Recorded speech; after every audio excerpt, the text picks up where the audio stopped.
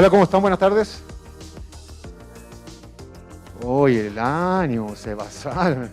¿Cómo están? Buenas tardes. Ahora sí, po.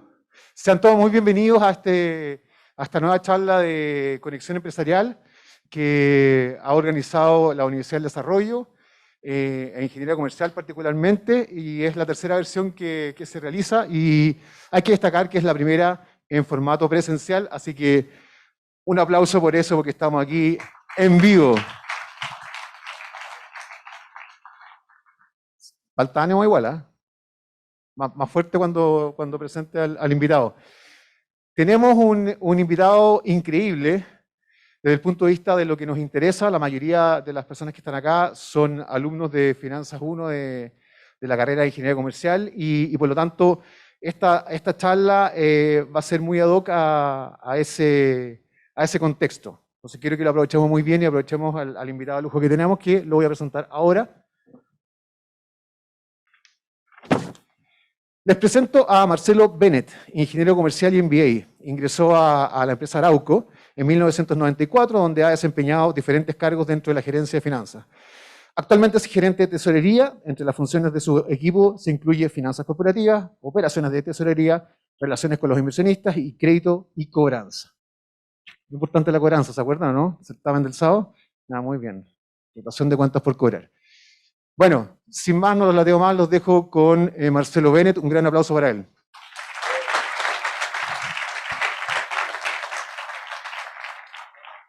Ya, buenas tardes. ¿Se escucha bien? ¿Sí?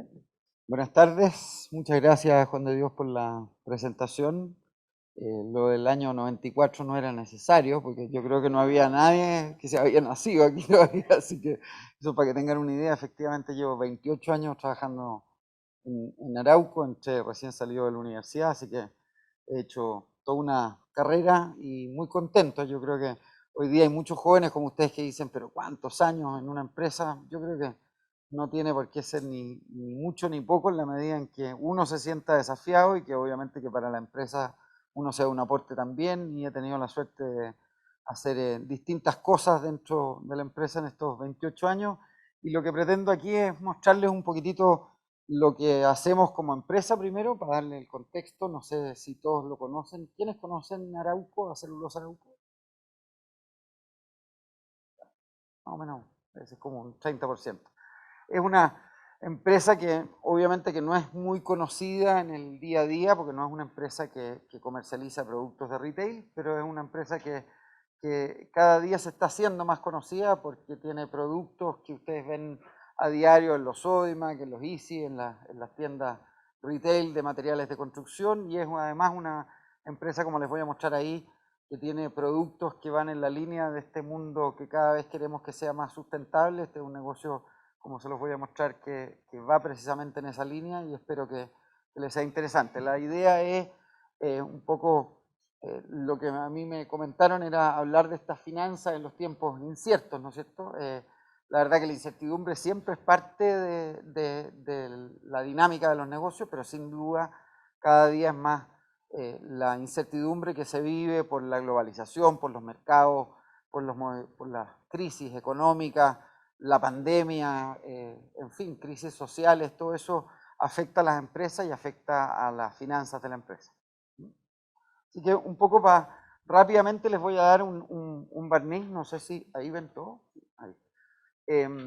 Arauco, bueno, como les decía, es una empresa del grupo Angelini, una familia de origen italiano, pero que está en Chile hace muchísimos años, y a través del grupo Angelini son dueños de una empresa que se llama Antar Chile, Empresas Copec y Arauco. Empresas Copec es la dueña también de Copec Combustible, que es la empresa de las estaciones de servicio que ustedes conocen y donde más de alguna vez han comido un hot dog. La empresa Arauco tiene clasificación de riesgo por 3 clasificadoras, que son Fitch, Standard & Poor's y Moody's, y esos son los números más o menos globales. Una empresa que todo lo que van a ver son cifras a diciembre del año pasado. O sea, en el año 2021 Arauco tuvo una EBITDA, o sea, una generación de negocio de casi 2.500 millones de dólares, un margen EBITDA del casi 40%, una utilidad de 1.000 millones con un CAPEX, una inversión de mantención y de crecimiento de 1.500 millones con ventas de más de 6.300 millones de dólares. Para que conozcan un poquitito cuál es nuestro negocio, Arauco tiene principalmente dos negocios. Uno que es el negocio de celulosa y otro que es el negocio de los productos forestales. No sé si alguien conoce lo que es la celulosa, pero la celulosa es la materia prima que se utiliza para hacer el papel. Un árbol, para que se transforme en papel, primero se tiene que convertir en una pasta que se llama celulosa, y esa pasta es la que después los papeleros lo convierten desde el papel higiénico hasta el papel de un cuaderno, un papel de un libro, el papel con el que se envuelve un paquete, la caja en la que viene un teléfono cuando yo me compro, eso está hecho de puro cartón, generalmente en China, hecho con celulosa, que generalmente o es chilena o es brasilera. Y el otro segmento de negocio nuestro es lo que aquí quedó en inglés, que se llama los wood products. Y ahí tenemos madera cerrada y lo que son los paneles. La madera cerrada es la madera que ustedes conocen, que han visto en las distintas retails de material de construcción, es con lo que se construyen casas, se arreglan, se arma el segundo piso, una casa, y lo que son los paneles son los tableros que no sé si todos lo conocen, son los aglomerados o el MDF. Donde más uno lo ve son los muebles de los baños, los muebles de las cocinas, los muebles de los closets. Todo eso se llama paneles. Y eso es, en términos de ventas, el 56% de nuestro negocio fue en el año 2021. ¿Dónde son nuestros principales mercados donde nosotros comercializamos los productos? Un 32% Norteamérica, que eso es Canadá, Estados Unidos y México. Un 25% Centro y Sudamérica. Un 30% en Asia y Oceanía y un 7% en Europa. Y esto es un poco una matriz para mostrarles más o menos cómo estamos distribuidos en términos de geografía y en términos de unidades de negocio. Nosotros tenemos plantaciones forestales en Chile, Argentina, Brasil y Uruguay. En total son un poquitito más de 1 millón de hectáreas. En términos de plantas de celulosa, tenemos 5 plantas en Chile, una planta en Argentina, una planta en Uruguay. Totalizamos más o menos 4 millones de toneladas de celulosa. Y por el lado maderas tenemos plantas de paneles en todos esos países y madera cerrada o aserraderos también en Chile, Argentina y un aserradero en España. Paralelamente, si bien no es nuestra unidad de negocio, tenemos plantas de cogeneración de biomasa. Que aquí una de las cosas interesantes que después les voy a profundizar, que es que Arauco, produciendo celulosa y maderas, también producimos energía y energía verde. Para que tengan un poco un contexto, Arauco a nivel mundial es número 2 del mundo en producción de celulosa, con 5,2 millones de toneladas, que va a ser la producción que vamos a tener cuando terminemos una ampliación que estamos haciendo en una planta en el sur. Detrás de Suzano, que es el principal productor de celulosa en el mundo, que es una empresa brasilera, CMPC, que ustedes la conocen, que es la otra empresa chilena, y en fin, otras empresas americanas y europeas. Y por el lado de paneles también somos el número 2 con más de 9 millones de metros cúbicos. El primer lugar lo ocupa una empresa alemana que se llama Kronospan y Eger también es alemana, que es la tercera. Así que somos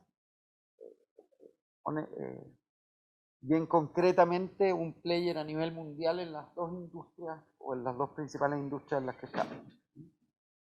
Y esto es bien gráfico para mostrarles el proceso y no entrarles en la lata de la producción propiamente tal, pero para que ustedes entiendan, un árbol se lleva a las plantas, se convierte en chips, ¿no es cierto?, pequeños pedazos de madera, y se va a las plantas de celulosa. O se transforma en grandes tablas que después se procesan en nuestras plantas de madera, obteniendo MDF, plywood, madera cerrada o productos de remanufactura. Por el lado celulosa, se produce celulosa, que hay de distintos tipos de celulosa, y esos procesos, tanto el proceso de maderas como el proceso de celulosa, generan calor, porque esto se hace a muy alta temperatura, y por lo tanto ese calor, nosotros que antes ese calor de alguna manera se perdía, cuando ustedes vean una planta de celulosa y vean que sale punto y aparenta ser humo, no es humo, es simplemente el vapor del proceso productivo.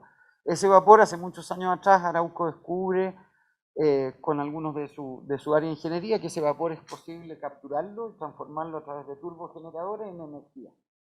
Y eso nosotros hoy día a través de esos turbogeneradores y también de plantas de biomasa que se alimentan de lo que queda en la cosecha del bosque, porque cuando yo cosecho un árbol, finalmente caen ramas, quedan hojas, quedan restos, el acerrín de los aserraderos. Toda esa era materia orgánica que antes finalmente no se le daba mucho uso. Y hoy día todo esto va a una caldera con la que también se produce energía y lo que se llama biomasa. Y por lo tanto, la energía que nosotros producimos en esas plantas de energía alimenta a las necesidades de nuestras plantas en términos de energía. ¿Ah? Y eso significa, y por eso es que es el modelo circular, porque si lo ven allá, nosotros incluso tenemos excedentes. Eso quiere decir que Arauco produce casi 800 megas y consume un poquitito más de 500.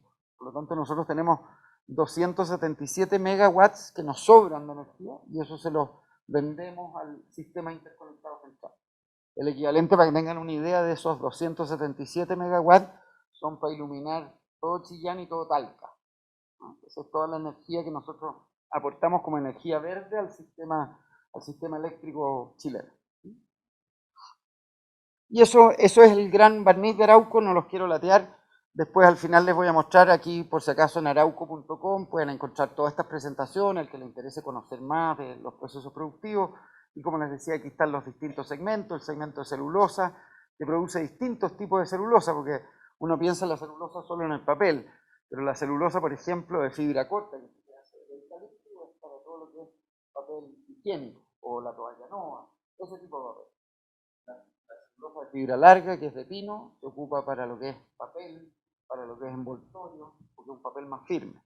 También producimos lo que es la celulosa fluff, que esa la producimos en una planta en Argentina, que es la celulosa que se ocupa para las pañales, para las toallas femeninas, para otro tipo de productos. Y por último tenemos un producto que estamos haciendo hace un año que se llama Dissolving Pulp o pulpa textil, que es una pulpa que precisamente se ocupa para hacer, y algunos deben haber escuchado de una tela que se llama viscosa.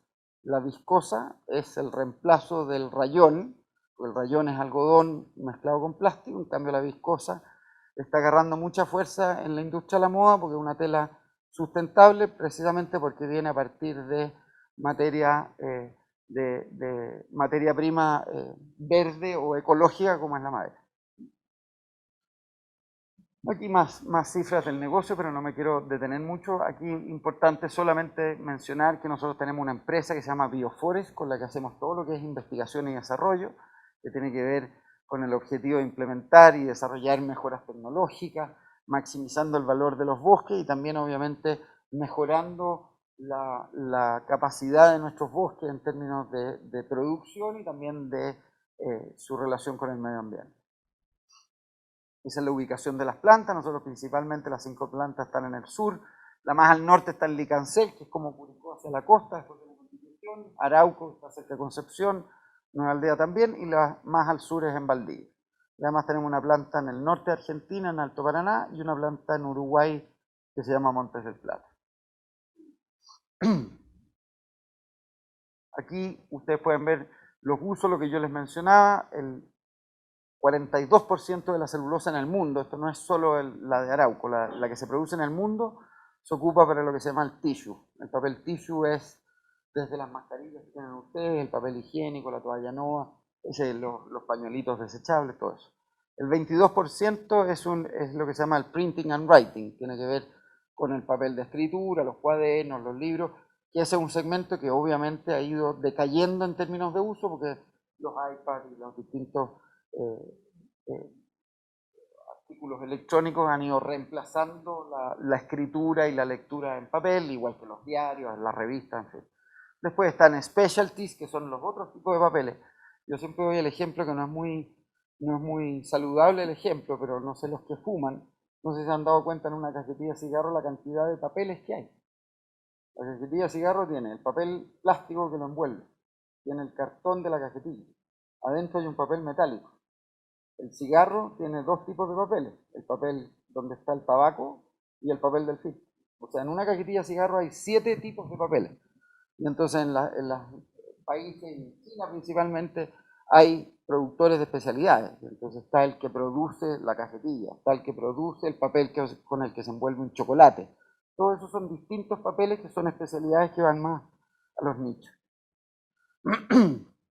Por el lado de madera, como les decía, estamos los paneles, y ahí tenemos plantas en varios países: Argentina, Brasil, Chile, obviamente, México, Estados Unidos, Canadá, Portugal, España, Alemania, y también una planta en Sudáfrica. Y por el lado de madera cerrada, ahí tenemos principalmente en Argentina, Chile y en España. Por último, mostrarles lo que les decía yo, aquí está 779, nuestra capacidad instalada de producción de energía, de los cuales 277 van a el sistema interconectado central. Cifras financieras, ya para irnos metiendo, porque si no, Juan de Dios me va a retar de que hasta ahora no he hablado nada de finanzas.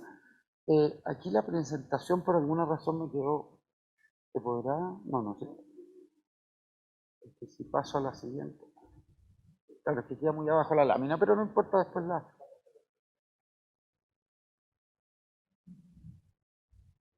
Perfecto.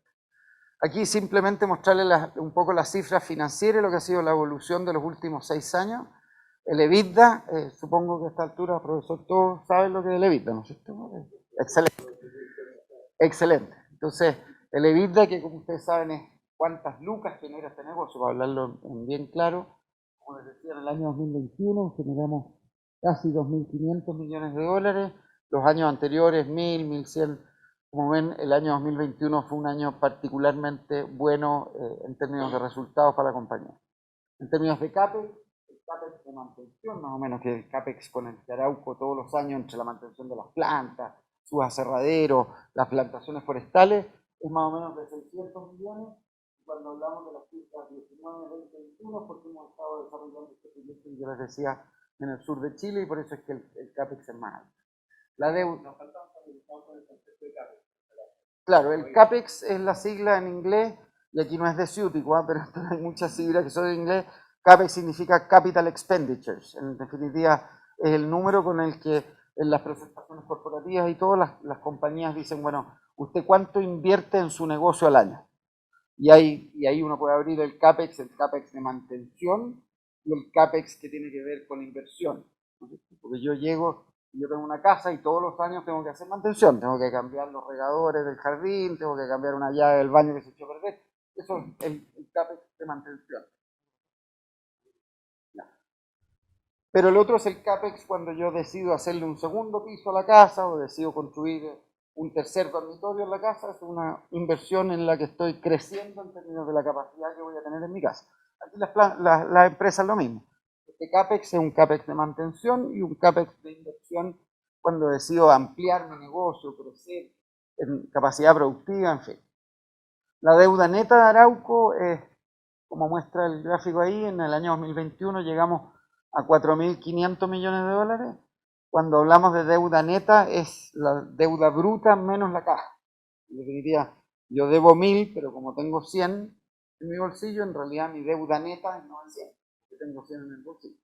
Y sobre eso es lo que se calcula en un ratio que es internacionalmente conocido como para evaluar el nivel de endeudamiento de las compañías, que se habla del leverage o del net debt to EBITDA, que en este caso es la línea que está ahí, que muestra que Arauco en el 2021 cerró con un ratio de 1,83 veces. Es decir, en el fondo la empresa tiene 1,83 veces de deuda respecto de la plata que tiene. Y ahí, bueno, un poco el detalle por moneda. Nosotros tenemos principalmente deuda en dólares y en bonos, tanto en el mercado local como en el mercado de afuera. Y esa es la primera presentación. Vamos a ir a la segunda. Bueno, aprendí rápido. ¿Se escucha bien, no? ¿Es necesario esto? ¿Me escuchan? ¿Sí? Ya, esa era la presentación, la primera. No sé si quieren hacer alguna pregunta ahora de Arauco, antes de entrar, que ahora voy a entrar más al detalle de qué hacemos como área de finanzas, en fin, y cuál es. No sé si alguien tiene alguna pregunta genérica de Arauco, del negocio de Arauco, de la industria de la celulosa o algo. Dale.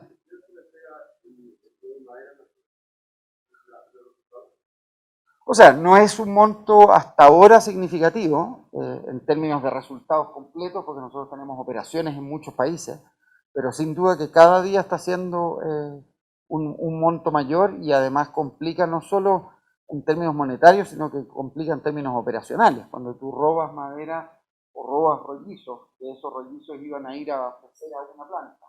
Finalmente esa planta tiene que salir a buscar otro abastecimiento o cosechar en otro bosque que no estaba planificado, ¿no? Entonces, tiene perjuicios económicos, tiene perjuicios logísticos, operacionales, y cada día lamentablemente está siendo una cifra más significativa. ¿Alguien más? No.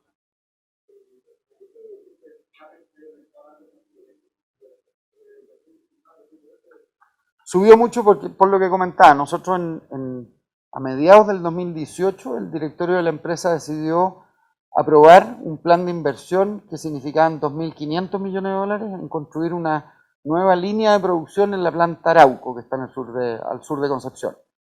Y entonces por eso es que a los 600, 700 millones de mantención tú lo viste saltar a los 1.500, entonces entre los 600 y los 1.500, esos 900 eran de este proyecto en un año, y 500 en otro, y si lo sumas vas a llegar a los 1.500 millones que más o menos es la inversión.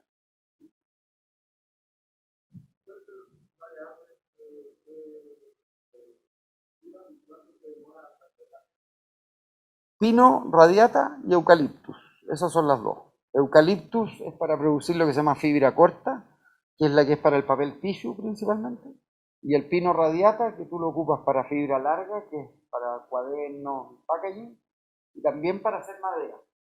La madera, los tableros, los paneles, lo que hablaba yo, los muebles de cocina, todo eso se hace con madera de pino. El eucaliptus no es bueno para trabajarlo en mueblería. El pino sí, porque el eucaliptus es demasiado duro. Y las edades dependen mucho de la zona. Y ahí Chile, y no solo Chile, sino que los países sudamericanos tienen una ventaja climática y de suelo, que hace que en Sudamérica los árboles crecen mucho más rápido que, por ejemplo, en Estados Unidos o en el norte de Europa. Y entonces por eso es que la mayoría de los productores de celulosa están en Sudamérica, porque finalmente esa ventaja competitiva, que es una ventaja competitiva natural, hace que el ciclo completo entre que plantas un árbol y que lo cosechas es mucho más corto que en el de Europa. Y eso no es poca cosa cuando consideras los montos involucrados en una actividad industrial como esta. Y no te estoy exagerando, en Chile nosotros cosechamos un pino radiata para producir celulosa a los 18 años. En Suecia, en Finlandia, en Noruega se pueden demorar 70 años. Entonces, en lo que se demora una empresa finlandesa en cosechar una vez, nosotros en Chile cosechamos casi 4 veces. Entonces, eso tiene una ventaja en términos de cascos muy relevante para la industria. Y eso que en Chile no son las mejores condiciones. Las mejores condiciones para el eucaliptus se dan en Brasil. Nosotros en Chile cosechamos el eucaliptus entre el año 12 y el año 13. En Brasil se cosechan al año 9. Hay zonas en Brasil que las características de lluvia, porque obviamente es un país mucho más lluvioso y tiene condiciones de tierra, hay zonas en Brasil en que hay eucaliptus que se han detectado que crecen 1 centímetro diario. Y eso es porque se dan las condiciones óptimas de clima, de suelo, de todo. Sí, sí, sí. La que sea. Sí. Ya voy a ir para allá.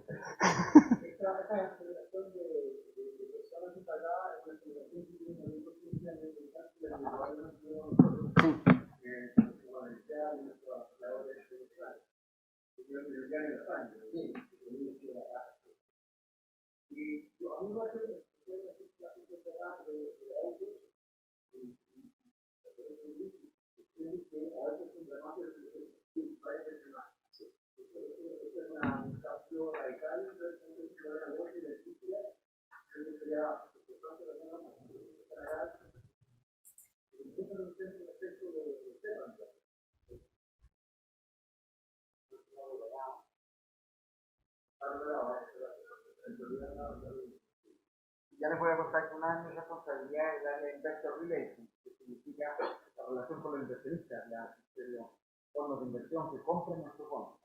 Entonces, tenemos que estar preparados para que un mes como Juan de Dios me pregunten algo, yo no puedo quedar así, yo mal, trato de tener respuesta para todo. Ojalá que me crean.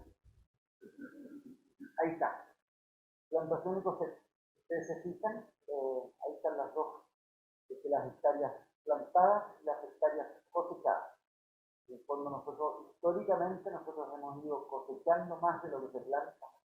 Tuvimos un salto muy fuerte entre el año 2017 y el año 2020. Ahí se juntaron las curvas y hoy día estamos nuevamente cosechando, por primera vez cosechando un poco más de lo plantado, pero es por el ciclo económico que se produce por las plantaciones, pero ya de nuevo la curva empieza hacia adelante, porque al final nosotros somos los más interesados a no quedarnos con materia prima, a no quedarnos sin materia prima. Por lo tanto, imagínense que nosotros hoy día estamos en una planta de 2.500 millones de dólares. Nos haríamos un flaco favor de que quisiéramos, como se dice por ahí, quisiéramos destruir el bosque o quedarnos sin agua. Y por eso es que no solo tenemos una faena forestal sumamente sustentable, sino que podemos mostrar en una empresa como Bioforest, que está cada día investigando respecto de las mejores especies de pino y eucalipto que deterioren menos que lo poco que deterioran o que sean unas especies que sean lo más amigables con el medio ambiente. Como la otra, volvemos a la otra. Ya, y aquí vamos a pasar un poco a el objetivo de esta charla, porque si no, cuando ellos me van a retar. Aquí lo que yo pretendo es mostrarle un poquitito, yo sé que vamos a ir finalmente a hablar de la finanza en estos tiempos inestables y todo, pero me pareció interesante primero darles el contexto de la empresa y también, y ahora voy a entrar a un poco qué es lo que hacemos en el área de finanzas. Y esto solo para tener un contexto, Arauco tiene un gerente general, como todas las compañías, y tiene varios gerentes corporativos. Entre ellos está el gerente corporativo de finanzas o CFO, Chief Financial Officer, que en el fondo es el que está a cargo de toda el área financiera. Pero el área financiera es mucho más en muchas compañías, y por lo menos en esta, que es solamente el área financiera. El gerente corporativo de finanzas tiene, bueno, depende de él, el gerente de finanzas de Brasil, el gerente de finanzas de Argentina, el gerente general de Argentina, una gerencia de estudios y de gestión, que lleva todo lo que es el control de gestión, presupuestos, proyecciones financieras, el área de tesorería, que está bajo mi responsabilidad, el área de gestión contable, donde se lleva toda la contabilidad de la compañía, el área de impuestos, el área de compras y el área de informática. Por lo tanto, son hartas áreas bien distintas y de bastante responsabilidad. O sea, finalmente las áreas de finanzas en una organización se transforman un poco en el área de apoyo a toda la gestión comercial. O sea, todo lo que no es propio del negocio, lo que es industrial, productivo y comercial, descansa en que todo esto funcione. Y dentro de la gerencia de finanzas, como les decía, está la gerencia corporativa o el tesorero corporativo, que soy yo, y yo tengo 5 áreas a mi responsabilidad. Un área que es el área de Investor Relations, que ya les voy a contar de qué se trata. Un área de finanzas corporativas, que a su vez es la que tiene, entre otras cosas, el tema de la mesa de dinero. Un área de crédito y cobranza, que aquí lo único que quise mostrarles es porque nosotros, como tenemos operaciones en distintos países, marcamos en distintos colores porque nosotros tenemos gente de crédito y cobranza en Chile, en Estados Unidos y en México, que atienden los distintos mercados. Lo mismo en el caso de operaciones de tesorería y lo mismo y con un analista de finanzas también que trabaja conmigo. Partamos con la breve descripción de qué es lo que hace cada una de estas áreas. El área de Investor Relations es, como su nombre lo dice en inglés, la relación con los inversionistas de Arauco, los de renta fija y los de empresas Copec. Como nosotros somos una empresa, nuestros dueños es una empresa que se llama Copec, Empresas Copec, que entre otras cosas ellos tienen el negocio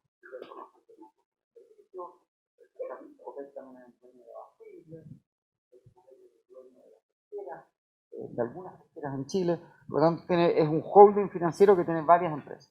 Y Empresas Copec transa sus acciones en bolsa.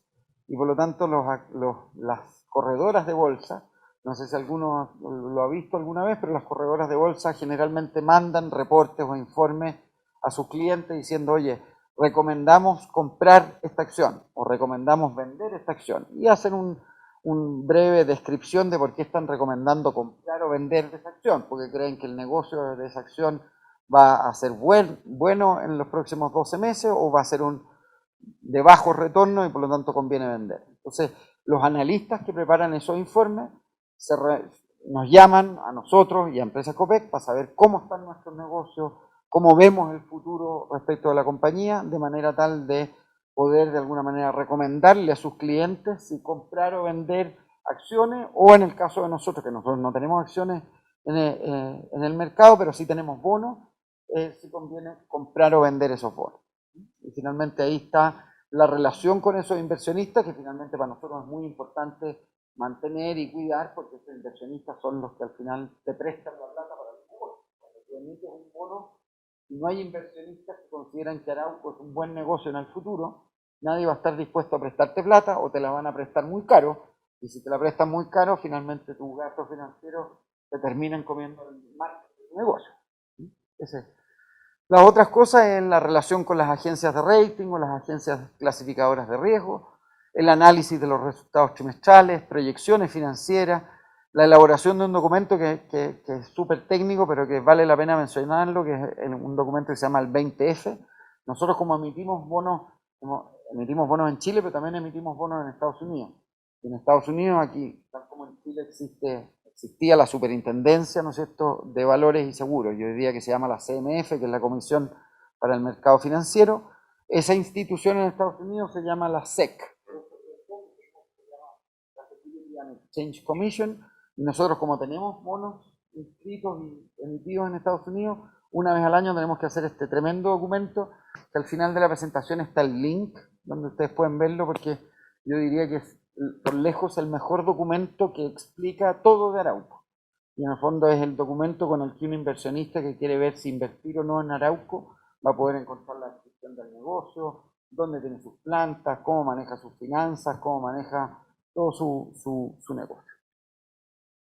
Otras responsabilidades, la interacción con distintas áreas para proyectos de mejora de ese 20F, la documentación para la emisión de bonos locales y extranjeros, el control de política financiera. Nosotros tenemos políticas financieras para definir nuestro estatus de liquidez, políticas financieras para definir con qué contrapartes nosotros hacemos negocio financiero, una política que también regula qué derivados podemos hacer, y también reporte interno. Esa es como la función de el Investor Relations. El que tenga preguntas, me interrumpe nomás, no hay problema. Una segunda área es lo que se llama el área de operaciones de tesorería, y que tiene que ver con, más que nada, el día a día. Todas las compañías, igual que las personas, tenemos al menos una cuenta corriente, y esa cuenta corriente todos los días se está moviendo. Que me entra plata, que saco plata, que pago, que me llegó la cuenta de la luz, que me llegó... Bueno, las compañías obviamente que tienen más cuentas corrientes y hay muchos más movimientos todos los días, que significa me pagó un cliente, tengo que pagar a proveedores, tengo que pagar remuneraciones, tengo que pagar impuestos, tengo que pagar las imposiciones de los empleados, tengo que pagar una deuda, y por lo tanto ese manejo de esa cuenta corriente lo hace un área, y es un tema que se llama comúnmente en el mundo bancario el cash management, que es manejar estas cuentas corrientes y manejar la caja de la compañía. Nosotros tenemos sistemas y plataformas bancarias con los bancos con los que trabajamos, y a través de esas, igual como ustedes se deben haber metido alguna vez a la cuenta corriente o a la cuenta vista, que finalmente uno accede a la cuenta, las empresas también tenemos unas plataformas que son más sofisticadas, porque obviamente yo a través de esas plataformas puedo pagar el sueldo de 10.000 personas, o puedo hacer pagos a proveedores, a 20.000 proveedores al mismo tiempo, con unos archivos que llevan toda la información. Otras gestiones que hace esta área es obviamente ser el back office para las operaciones de la mesa de dinero, también estar en permanente proyectos de mejoras operacionales. Nosotros trabajamos con SAP, que es el ERP que trabajamos en Arauco, pero obviamente tenemos que hacer que nuestros sistemas se conecten con las plataformas bancarias, con otras aplicaciones de Microsoft. Y por último también la relación con toda la reportería con el Banco Central.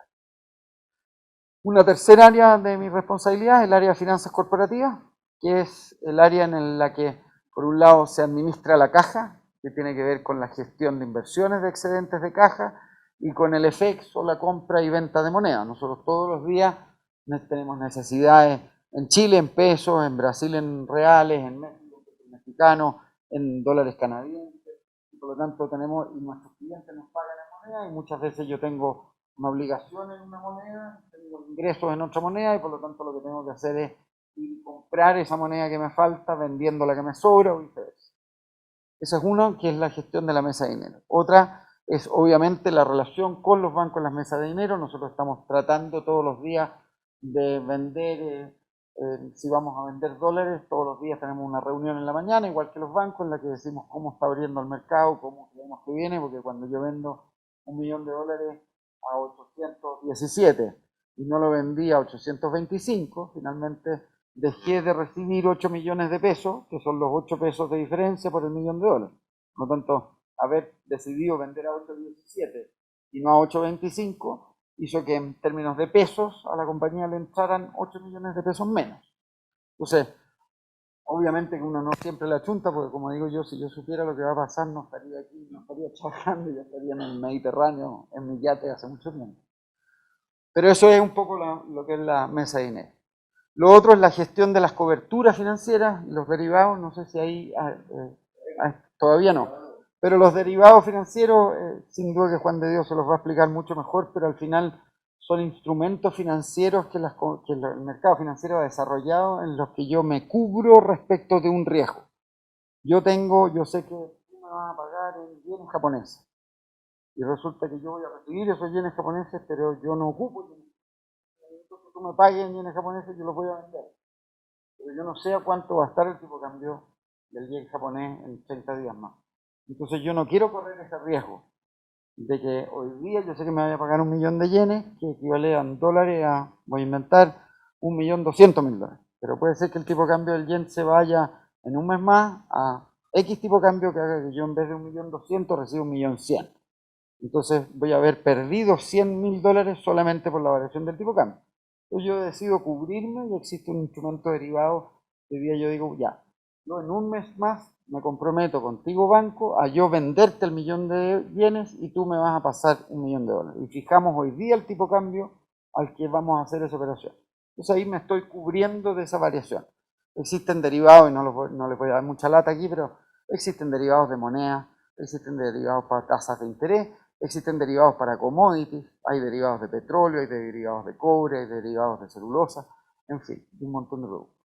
Y por último, el otro tema interesante de responsabilidad estaria es todo lo que tiene que ver con la gestión de financiamiento. Es en el área de finanzas corporativas, donde ahí deben haber estado con Juan de Dios aprendiendo de todo lo que son los créditos bancarios, la tasa de interés, los distintos tipos de contratos bancarios que hay distintos tipos de créditos, de plazos más largos, plazos más cortos, hay créditos que se llaman créditos bullet, que me prestas tú hoy día y yo en 5 años más te pago el total del capital.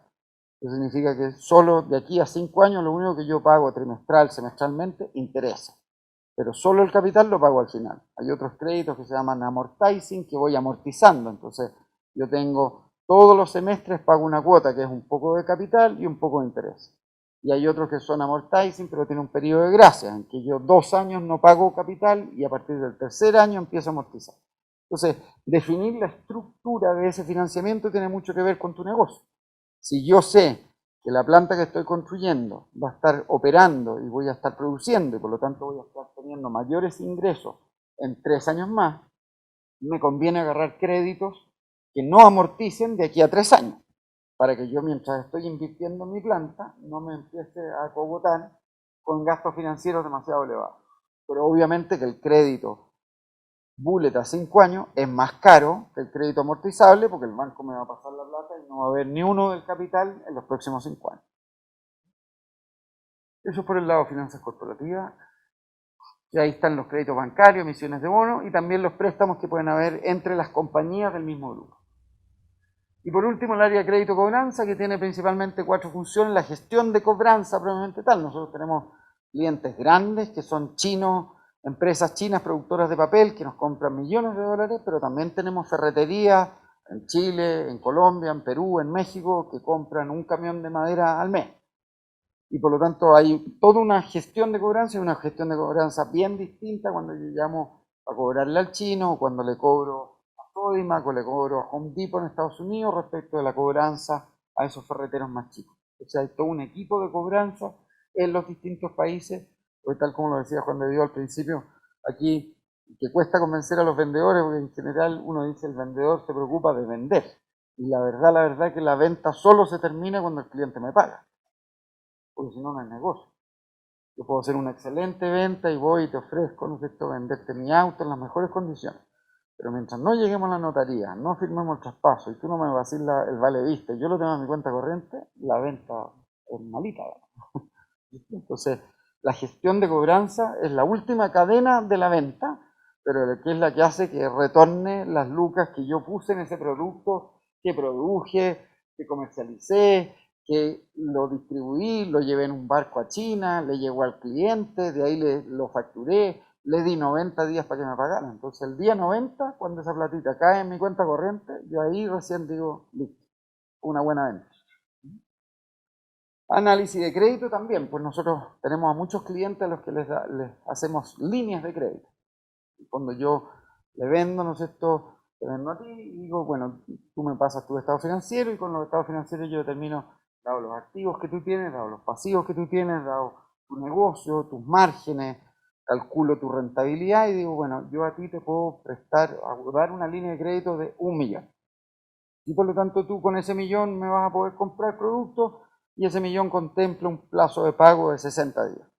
Ese análisis se hace en esta área también, que es análisis de crédito, igual que el análisis de crédito que hacen los bancos. Al final, todos nosotros, o ustedes todavía son muy jóvenes, pero algún minuto van a llegar y van a abrir una cuenta corriente y van a tener una línea de crédito y van a tener una tarjeta de crédito y detrás de eso hay un análisis de crédito que determinó, dado tus ingresos, dado el patrimonio que tú tienes, bueno, el banco va a arriesgar en ti X plata. Nosotros hacemos lo mismo. Gestión de seguro de crédito, porque tenemos parte de nuestra venta asegurada. Y por último, análisis y gestión de operaciones de leasing, que ya es un tema bastante específico. Entonces, hasta ahí es la descripción, no sé si hay duda antes de seguir a la última parte. No sé cómo estoy de tiempo.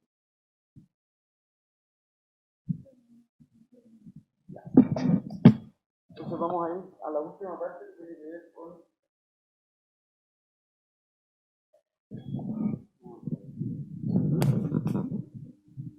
No, esto con el control.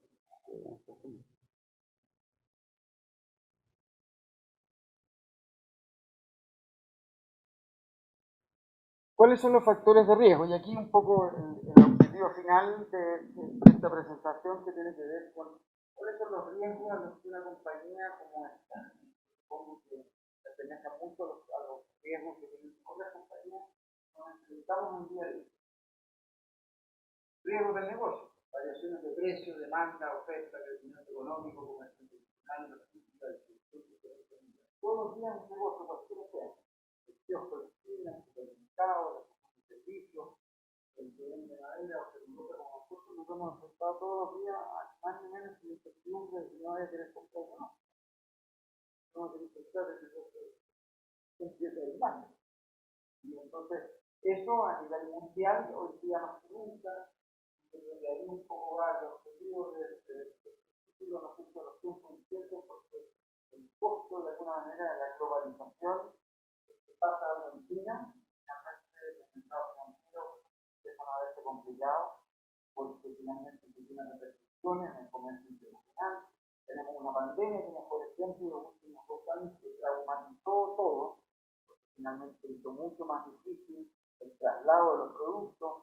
Por otro lado, estábamos todos en nuestras casas, estábamos todos por internet, queríamos que nos llegara ya rápido el mercado libre o lo que fuera, pero detrás de eso hay un gallo que llega en moto y antes llegó un camión a la bodega y antes el camión salió del puesto y viene del barco y viene del chino y en China también un camión. Todo esto se complejiza. Los negocios grandes, chicos, tienen esas mismas complicaciones. Todos los días verse influenciados por el dinamismo de la economía, por las guerras. Hoy día, hay que hablar del efecto que está teniendo en el comercio mundial la guerra, la invasión rusa a Ucrania, en la que hay un montón de productos agrícolas afectados y por lo tanto se traumatiza la demanda y la oferta de esos productos. Y son los riesgos del negocio. La interrupción de nuestro proceso productivo y del pliego de distribución. Tenemos claro ejemplo en el 2017 en Chile hubo el peor incendio forestal de la historia, se quemaron cerca de 500.000 hectáreas entre enero y febrero del 2017. A nosotros nos quemaron cerca de 500.000, 80.000 hectáreas de hectáreas de una idea, pero es una tremenda situación. un incendio que tiene que ver con las condiciones hoy día del cambio climático, un año en el que se dio particularmente un año seco, un año de mucha humedad, de muchos vientos. Son efectos hoy día del cambio climático que nos también están poniendo en riesgo muchos negocios. Y el tema sísmico, por así decirlo, en el año 2010, que además el año 2010 el terremoto fue precisamente la séptima y octava región. Es decir, los Arauco tenían el 90% de capacidad productiva. Nosotros en ese minuto, empezando celulosos, cerraderos, teníamos 35 plantas. Al día siguiente, el sábado de la mañana, teníamos 33 de las 35 paradas. Porque el terremoto nos afectó. Entonces, hay un montón de riesgos que tienen hoy día y que obviamente tienen que ver con cosas naturales y con incendios o con el cumplimiento de leyes y normas. Hoy día los países van cambiando sus normas, sus leyes laborales, medioambientales, van subiendo los estándares de a través de esta generación más joven, que me parece más fácil, por la preocupación adicional por el medio ambiente, por la estabilidad. Los gobiernos, unos más, otros menos, van subiendo los estándares. Para nosotros, obviamente, lo ponemos como una preocupación permanente, porque obviamente una de las cosas que nos interesa es que nosotros cumplir con esos estándares, porque queremos ser un negocio sustentable y porque además, aunque no lo quisiéramos, habría muchos bloqueos de muchos países que dirían, no, ya no, usted no tiene un negocio sustentable, usted no puede venderse madera, no puede venderse celulosa. Más bien, tiempos turbulentos hacen que uno, al querer vender en un país, tiene que entender la legislación, las normas, el acceso a los mercados financieros, todo lo que tiene que ver con las fluctuaciones de tasa. La tasa de interés hace un año atrás, han subido enormemente, hace 5 años atrás, el tipo cambio estamos de nuevo en otro 30. Entonces, las fluctuaciones de las monedas, de las tasas, que tienen que ver de nuevo, por la guerra, por la inflación, con las decisiones de política monetaria del Banco Central, afectan a los negocios y nos hacen a todos los días, porque estamos en finanzas, pararnos frente del terminal de Bloomberg en los nuevos días que de nuevo desafían cómo viene el dólar, cómo vienen las tasas, lo que dije ayer, ¿fue una buena decisión o no? ¿Cuánto me voy a comer de pérdida por lo que hicimos antes de ayer, que en realidad hoy día el mercado se fue alrededor? Ese desafío permanente entre tasa, moneda y otras variables. La ciberseguridad también, obviamente, es un tremendo riesgo que hoy día enfrentamos. No solo los hackers tienen que olvidar a los famosos y a los influencers que se meten en las empresas, porque muchos de los hackers lo que están buscando es tratar de robar. Al final, el hacker lo que quiere es meterse en la cuenta corriente de una empresa como Arauco o de un banco, porque lo que quieren es sacar plata. Por lo tanto, también hay un tremendo desafío que el día es de los tiempos de hoy. Antes no nos imaginamos. Hoy día un hacker puede paralizar una operación inicial, puede hacer que el banco se utilice para acá y de allá. Por lo tanto, también se invierte mucho tiempo.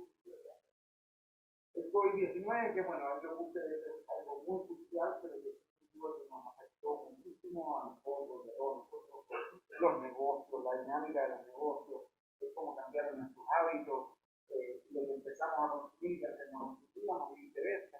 Yo siento que para nosotros fue absolutamente inesperado y sumamente positivo nuestro resultado. Nunca en la historia de Arauco había vendido tanta madera como los últimos años. La madera el mejoramiento del hogar. ¿No? El mejoramiento del hogar. Nunca antes habíamos estado todos tanto tiempo en tu casa. Y lo que empezó a pasar.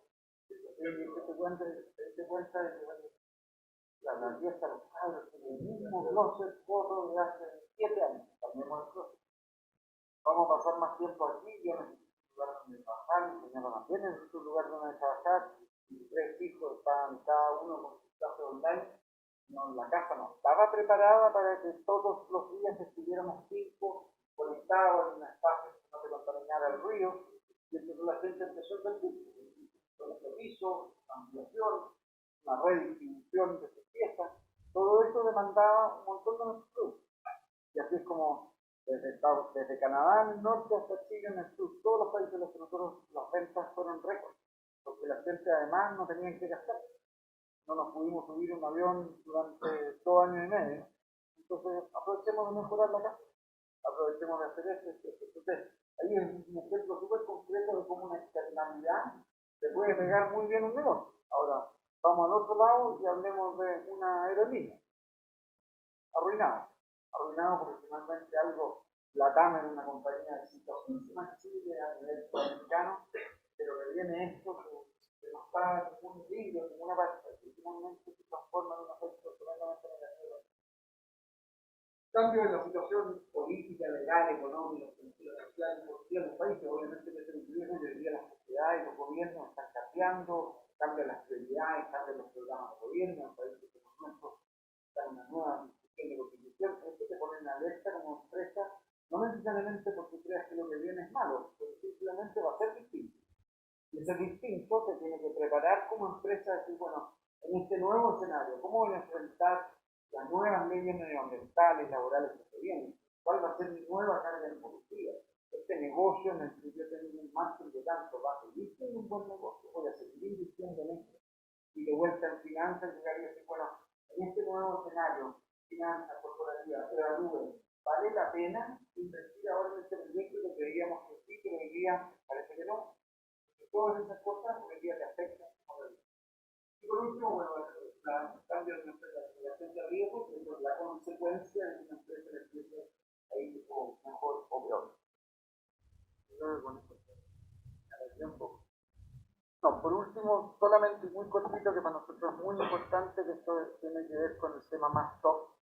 Nosotros somos una empresa muy preocupada en temas de sustentabilidad, hemos desarrollado una estrategia de sustentabilidad desde hace muchísimos años y hoy día la llevamos a cabo en 4 pilares, que es combinar ciencia, innovación y tecnología, desarrollar productos de alto estándar y con poco la calidad, tener prácticas ambientales best in class, o sea, estamos tratando en todos nuestros procesos productivos de tener la mejor tecnología a nivel mundial, los mejores procesos, la mejor calidad, no solo de los productos, sino también de las relaciones laborales, la calidad del trabajo de la gente que trabaja con nosotros.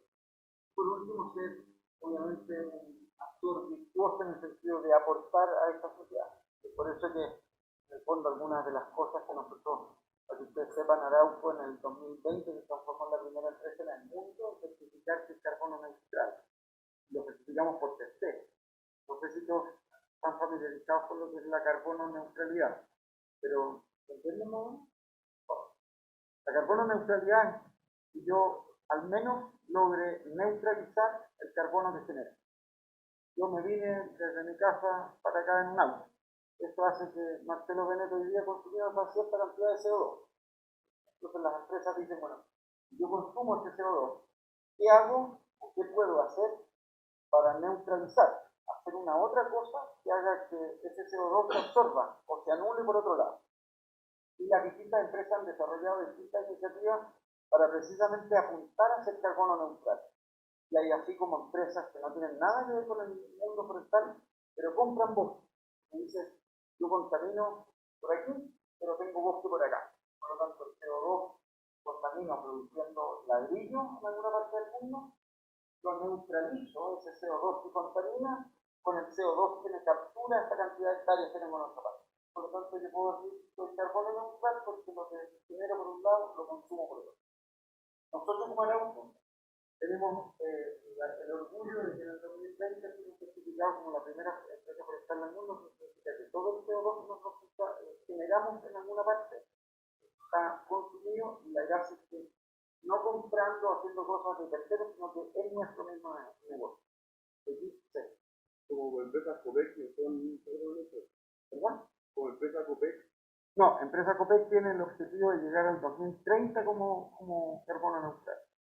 Está en ese proceso y obviamente como nosotros somos una filial, ya tienen gran parte del proceso avanzado, pero tienen que avanzar en esa misma carbono neutralidad con sus otros negocios, la distribución de combustible, abastible, las pesqueras, los otros negocios.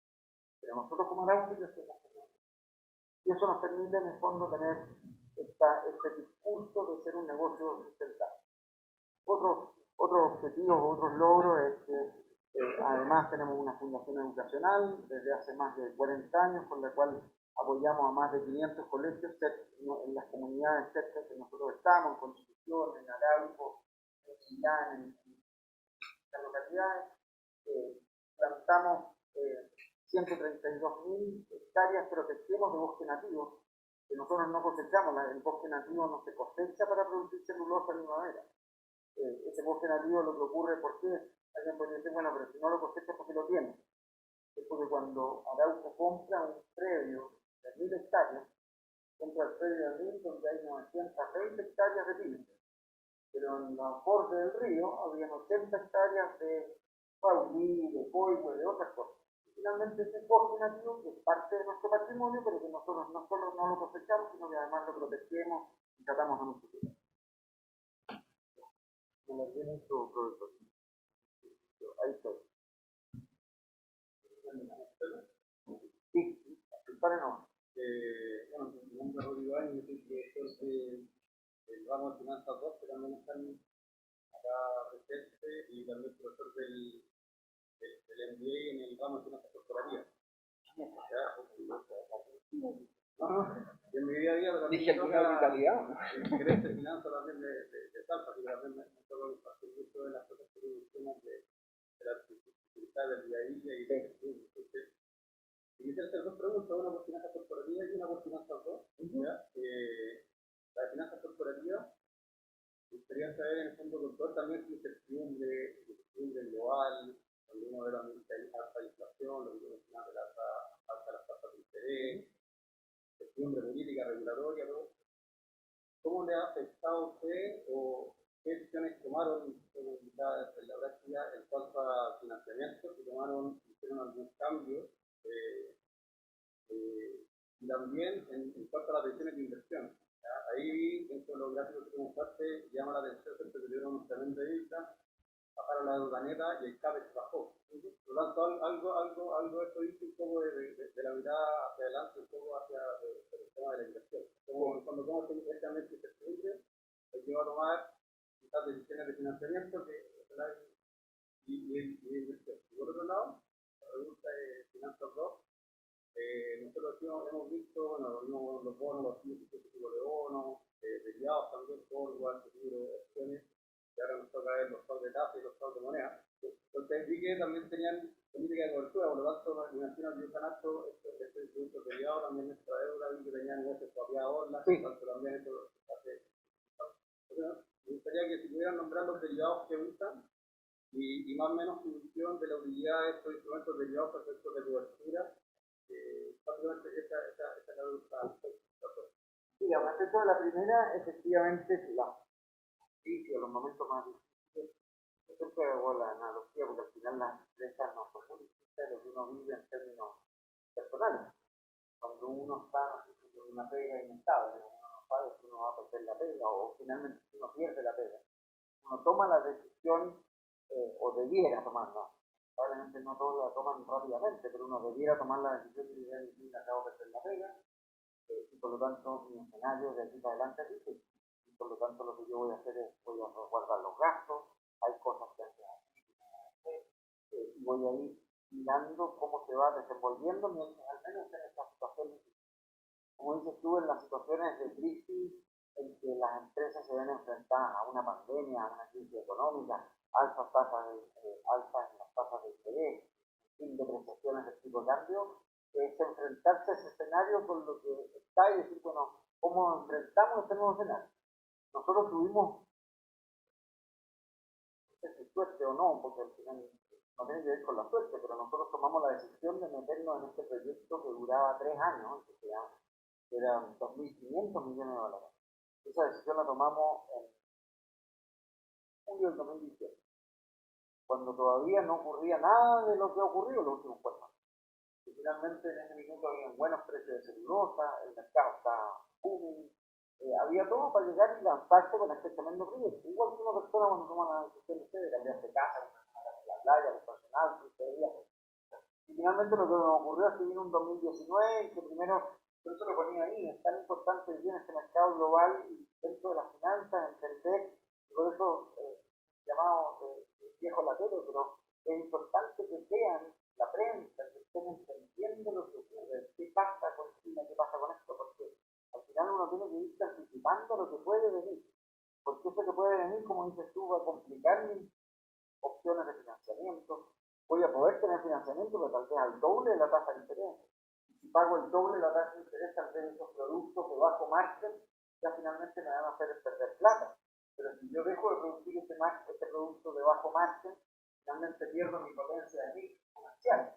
Hay un montón de dificultades. Esto lo vimos entre el 2018 y hoy día ya vamos saliendo del tema de la pandemia, pero en el año 2019 y el 2020. Fue un año en que para nosotros se nos combinó un 2019, guerra comercial entre China y Estados Unidos. Acuérdense que en el 2019 estaba Trump, lo único que decía era hacer la pelea a los chinos, y finalmente los chinos redujeron su comercio internacional, y reducen los chinos, son el principal cliente de nuestra celulosa, por lo tanto había menos exportaciones, menos consumo de papel. Ese era el 2019 y nosotros ya nos habíamos largado con el proyecto Ural. Por suerte, en el 2019 ya armamos el último paso del financiamiento del proyecto. De hecho, en octubre del 2019 emitimos el último bono con el que ya dejábamos el proyecto financiado completo. Y en el 2020 venía súper bien, fin del 2019, principio del 2020, y aparece este maldito COVID, que finalmente nos tiró durante todo el 2020 de nuevo los precios celulosos actuales. Entonces, ahí por suerte nos pilló en un momento que financieramente estábamos sólidos en términos de deuda, teníamos financiado el proyecto, pero así todo se nos complicaron mucho las métricas, porque nos fuimos al endeudamiento, como la EBITDA bajó mucho, y la deuda era alta, nos fuimos a ratios de endeudamiento son casi 5 veces. Y ahí entonces tuvo que venir la empresa Copec, como accionista mayoritario de Arauco, y un aporte de capital. En definitiva, no podíamos endeudarnos más, porque ya el nivel de endeudamiento estaba muy alto, el EBITDA era muy bajo, y por lo tanto el ratio era muy malo, y entonces la empresa Copec decide meter plata en el negocio, hacer un aporte de capital apostando a que esto era un bache, que realmente lo era, pero que había que ponerse con Lucas para pasar. Y finalmente pues ya, hoy día estamos, y en todo ese periodo fue una racionalización de costos, tratar de al mínimo llevar nuestros costos de producción, de manera de capear esta situación compleja en términos de flujo de caja de la mejor manera. Eso era respecto a la primera ronda. Y respecto a la segunda, los derivados, los derivados que más hacemos es cross currency swap, que en el fondo son swaps de moneda. Nosotros, como admitimos, nosotros llevamos contabilidad en dólares, como somos una empresa internacional, y la mayoría de lo que vendemos lo exportamos, nuestro flujo natural es dólar. Por lo tanto, cualquier moneda distinta de dólar es para mí, como tesorero de esta compañía, una exposición. Es un riesgo que yo tengo que, primero al menos, evaluar si lo cubrimos o no. Hay veces que no lo cubrimos, pero entender que si no lo cubrimos es que de alguna manera estás especulando, estás apostando a que ese riesgo va a disminuir porque van a ocurrir X. Nosotros en eso somos bien conservadores, tenemos una política de derivados que dice que cualquier decisión de no cubrir un riesgo financiero tiene que ser aprobada por el Servicio General, el Servicio de Finanzas, etc. Pero generalmente lo cubrimos. Y eso finalmente hace que las deudas en UF, nosotros las swapeamos a dólar, hemos hecho swap de tasa de interés, teníamos una deuda tasa variable en Estados Unidos, la llevamos a tasa fija, que nos acomodaba más en el minuto en que el swap daba una tasa fija, era para nosotros en línea con la curva de deuda de Arauco, pues teníamos que fijarla. Si alguien podría decir, oye, pero ¿para qué lo hacía? Porque finalmente nosotros tenemos súper claro, nuestro negocio es producir celulosa y madera. No es especular con la tasa de interés, no es especular con el tipo de cambio, y por lo tanto el rol mío tiene que ser de cubrir más que de especular. No tengo espacio para especular y si no pierdo la pega. La política me lo prohíbe. Y eso te diría yo, swap de tasa y swap de tasa de interés, pero sobre todo de moneda es el que más hace.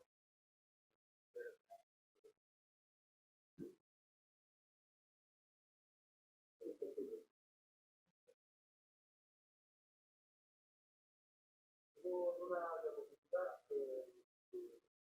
una parte de la gerencia de la asistencia de relación de sí. ¿Cómo lo hace?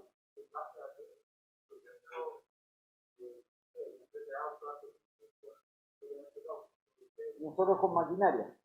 Tú puedes comprar en el mundo, tú puedes hacer un leasing de lo que tú quieras. El leasing es un arrendamiento con un compromiso de compra.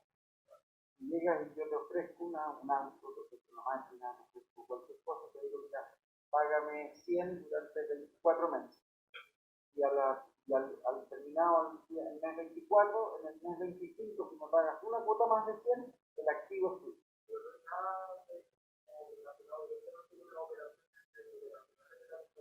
No, son que nosotros para cosechar el bosque, para operar nuestras plantas, necesitamos a veces comprar maquinaria.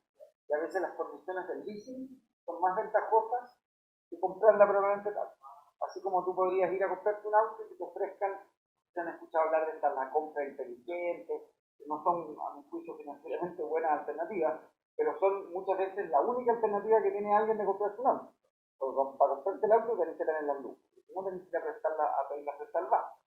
Y hay veces que el leasing te la presta a una tasa menor que el banco. Y entonces esa es la opción para que nosotros evaluamos esas distintas alternativas. La Pega Finanza todo el día tú tienes que estar evaluando tu costo alternativo. Yo tengo ese dólar y dónde me conviene más gastarlo, ocuparlo o ponerlo durante un periodo de tiempo. Como digo yo, sacarle punta al lápiz a la billetera todos los días. En una de las diapositivas mostró de el excedente de energías renovables que tenían como empresa. Sí. Con esta nueva inversión, supongo que van a tener Más excedente, ¿o no? Sí, más. Entonces, en esa línea, Arauco es competitivo contra las otras energías renovables en esta materia, y si es así, es como un futuro negocio para ustedes. Pues buena pregunta. No, nos han planteado varias veces que lo vamos a desarrollar como un negocio. Nosotros la verdad que no queremos salirnos del negocio en el que estamos, que es producir celulosa y producir madera. Pero obviamente que no podíamos dejar de tomar la oportunidad de esta energía que estaba ahí, porque el vapor se iba y los restos de la cosecha del bosque estaban ahí.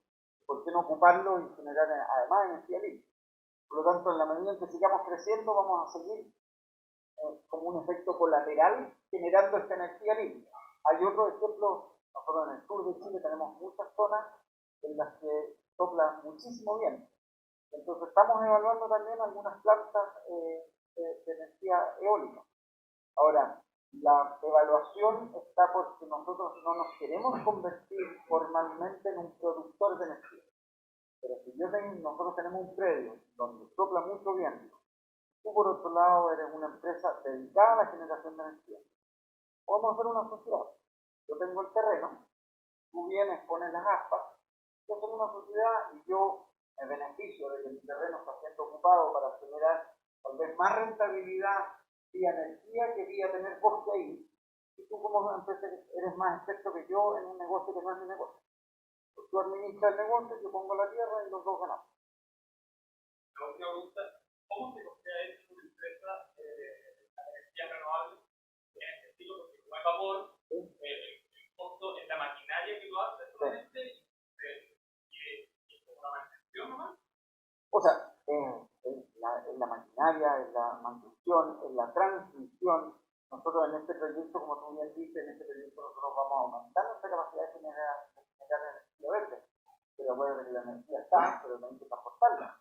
Entonces nosotros tuvimos que hacer un tendido de como 45 kilómetros de torres de alta tensión para llevar desde la planta nueva hasta podernos conectar constantemente con el paso.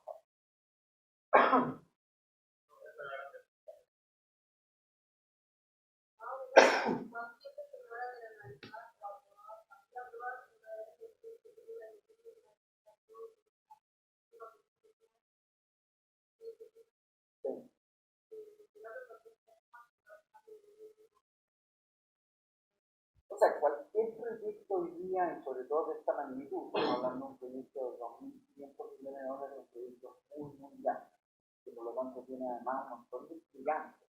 Las gigantes con poder de comercial, los sitios. Cuando tú haces un proyecto como este, tienes que hasta preocuparte de que las carreteras que existen hoy día vayan a ser capaces de aguantar que tú vayas a triplicar el flujo de camiones.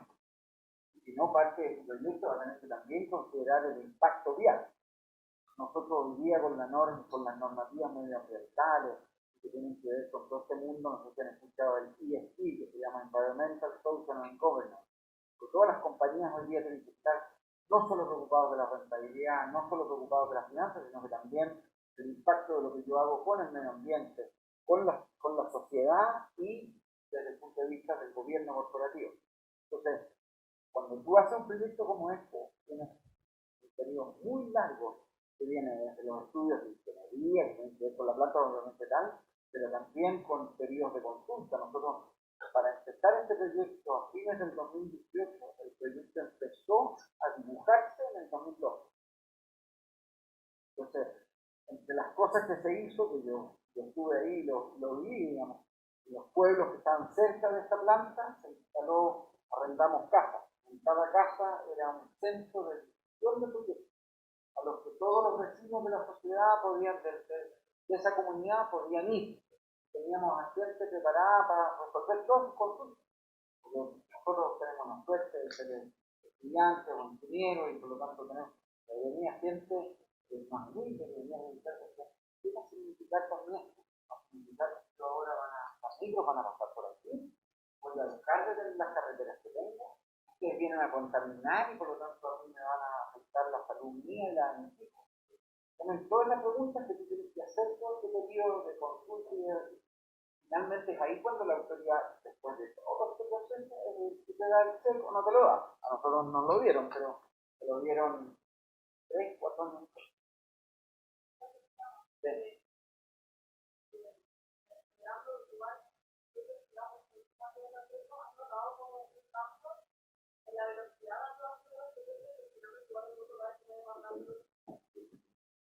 Sin duda yo creo que está bien, porque al final lo que ocurría hace 20 años atrás es que muchas veces la preocupación era simplemente por el progreso, por crecer, lo cual yo creo que es absolutamente necesario. Creo que el crecimiento económico de un país es la base para que el país crezca en todo sentido. Lo que no significa que yo voy a dejar que tú pongáis una planta sin que primero me marquí qué hay que hacer con tus deseos, qué hay que hacer con tus estudiantes, cómo vas a contratar a tus trabajadores, vas a tener políticas respecto de contratación, hoy día políticas de género, políticas de inclusión, y los temas medioambientales y los temas sociales. Por lo tanto, hoy día se demora mucho más. Ahora, evidentemente, ojalá que los países en general y los gobiernos armen un circuito que sea lo más eficiente posible. Porque obviamente con una empresa se demora 5, 6, 7 años en hacer un proyecto. Puede ser que para evaluación de proyectos incluso en el año 2, al año 6, ya no te resulta la más activa. Por lo mismo que estábamos hablando, porque en 6 años es la cantidad de cosas que pasan. Pónganse ustedes, son muy jóvenes, pero igual se acuerdan del año 2019, eso hace 3 años atrás. Pónganse a pensar solo lo que ha ocurrido en los últimos 3 años. Y eso podría volver a pasar, que vengan guerras, que vengan pandemias, que vengan crisis económicas. Ustedes no saben en la práctica la inflación, los que somos más viejos conocimos la inflación. Entendemos que hoy día yo tengo 100 pesos y en un año más esos 100 pesos son 90, no son 100. Eso es algo que afecta a las economías, que afecta a las personas, que por lo tanto hace que hoy día el mundo es mucho más sofisticado y eso más desafiante para los gobiernos. Los gobiernos tienen un montón de demandas adicionales de qué cosas hacer, pero también tienen que modernizarse para que estos procesos sean procesos fluidos.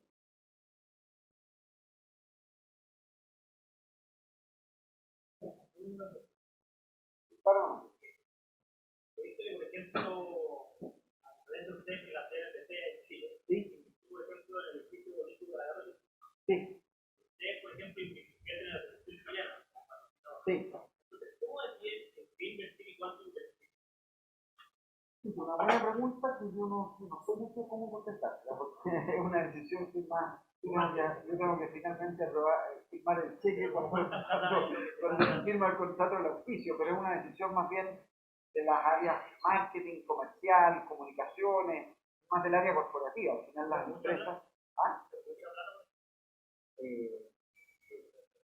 tienen muchas cosas. ¿Qué porcentaje de los ingresos? No son montos significativos por lo que es la compañía, porque nosotros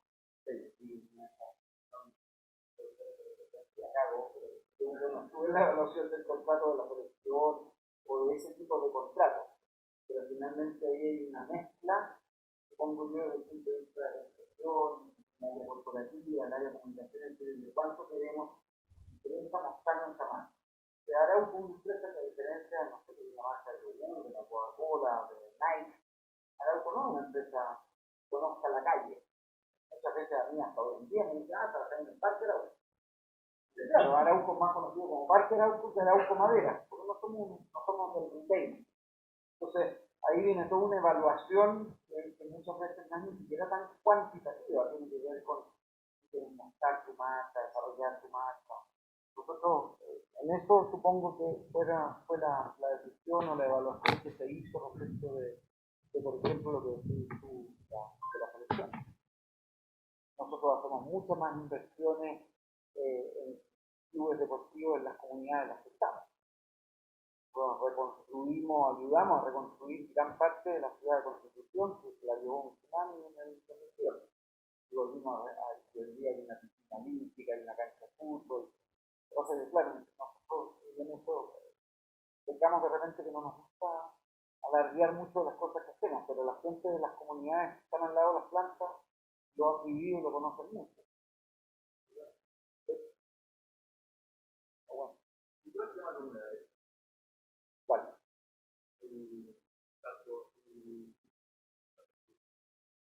Bueno, este fue un caso que finalmente terminó con una sanción a la compañía. La empresa decidió no seguir apelando, pese a que técnicamente considerábamos que el fallo no estábamos de acuerdo con ese fallo, pero finalmente creímos que era mejor terminar y finalmente hoy día no hay ningún perjuicio, la planta sigue funcionando normalmente. Nunca más ocurrió lo que en este momento ocurrió. Yo no soy un experto, pero sí lo viví, porque ya estaba trabajando en el auto. Finalmente, lo que nosotros muchas veces hicimos en esa época era que este fenómeno era coincidencia con que nuestra planta estaba ahí, pero que tenía que ver con características de las aves de la zona, que eran aves migratorias. De hecho, varios años después volvieron las aves y siguen estando en el mismo río de antes, digamos, pero finalmente fue un episodio bien difícil para la compañía, porque obviamente el día más que nunca se enfrenta en una realidad que se puede defender. Es lo que digo yo, que la desgracia, la parte mala que tenemos, a mí me encantan las redes sociales, pero la parte mala de las redes sociales es que yo llego y te digo decir algo de una hora y hacer transformarme en lo peor del planeta. Y que mañana tenga todos los argumentos para decir que más probablemente porque lo entretenido fue lo que hiciste conmigo de tiempo. No la latera y la selección de ahora. Entonces, estoy un poco exagerando, ¿no? Pero tiene que ver con esto. Hay compañías que cometen errores, saben que pero finalmente un proceso, son los procesos y los desafíos que tienen las compañías hoy día con el tema medioambiental, laboral, social. La otra pregunta, ¿cuál es el rol del Estado en, hablo por los tamaños, ayuda en la sustentabilidad de los proyectos o simplemente no aporta ni uno? ¿Cómo juega? ¿Pero en qué sentido es esto? Para que van a hacer este proyecto nuevo, la comunidad que se va a ver afectada por el proyecto nuevo, los pedazos de tierra, ¿el Estado no ayuda en nada en este tipo de inversiones? No, lo primero es que habría que entender lo que se refiere por afectado. Nosotros, para que nuestro proyecto fuera aprobado, y cualquier proyecto en Chile, tenemos que demostrar que nada de lo que el Estado y la regulación medioambiental, social, laboral, en fin, determina como un perjuicio para ti. Por lo tanto, mientras eso no esté resuelto, el proyecto no lo vas a aprobar. Cuando tú dices un proyecto y dices, mira, yo voy a hacer esto, sí, pero sabes que a él le voy a generar un perjuicio con España. Entonces, ¿qué le parece si al proyecto le vamos a agregar que ya la carretera no va a pasar por al lado de mi casa, para no contaminarte acústicamente el barrio donde tú vives, sino que la empresa ha modificado el proyecto para que la carretera haga una vuelta por acá? Y así se van haciendo con un montón de cosas. O sea, el rol del Estado debe ser, en todos los países creo yo, precisamente esto. Yo llegaría a decir, ser promotor de los negocios, pero de buena forma. Tú querías hacer una planta, la planta de lo que sea, pero cumple con las leyes medioambientales, cumple con las leyes sociales, cumple con las leyes laborales, con todos los requerimientos que la autoridad debe tener. En eso lo que digo yo, que ojalá todos los gobiernos, todos los estados sean súper ágiles, porque al final lo que debieran querer los gobiernos es que las empresas inviertan. Uno invierte, al país le va bien, hay trabajo, se genera un círculo virtuoso. Por lo tanto, no es detener la inversión, sino que controlar que la inversión se haga bien, se cumpla con las normas y con lo que tú quieres que sea tu país en los próximos 30 años. Yo, claro, soy parte involucrada, si tú me preguntas, yo deberíamos, la sociedad ser mucho más promotor de que se construyan las casas de madera y no de cemento. Familiar de la industria del cemento, pero no lo digo yo, digamos, la industria del cemento es una industria hoy día mucho más contaminante que la industria de la madera. Por lo tanto, lo que debiera, y tal vez el gobierno ahí puede ayudar haciendo subsidios para que tú tomes la decisión de llegar y decir, oye, construyete la casa de madera y te doy un subsidio de X, versus que te la construyáis de ladrillo, de cemento, de fierro, que son industrias más contaminantes. Me van a retar hace mucho, pero... No, pero está bien, está bien. Había un grupo de alumnos que tenían control ahora, por eso se empezaron a ir de a poquito y después te dan un aguante. no pasó más el tiempo sin que una cantidad de alumnos que una ovación, porque probablemente el futuro profesor de finanzas acá, y un aplauso